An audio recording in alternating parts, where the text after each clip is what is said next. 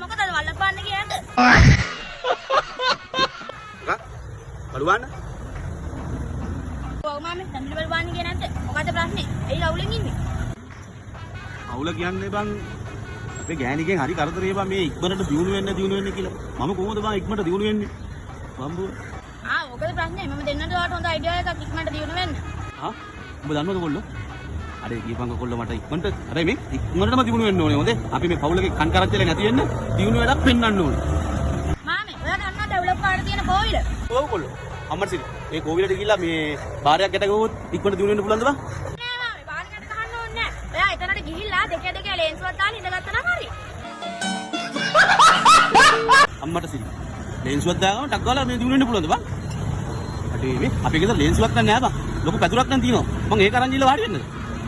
හොඳයි මම පැදුර හොඳයි. ඔයාලා මාස දෙක තුනෙන් ගොඩ යන්න පුළුවන්. කොල්ලෝ මේ ඔබ ලොකු උදව්වක් කරේ. මං ගිහලා එන්නම්. හොඳේ මං අදින්නම් යනවා ඔය මේ කෝවිල ගාවට පැදුරකුත් අරගෙන. එන්න.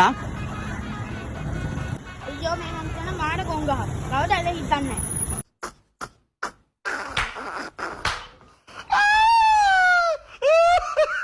கிளியே கிளியே மணி மணி மேகத்தோப்பில் ஒரு மலர்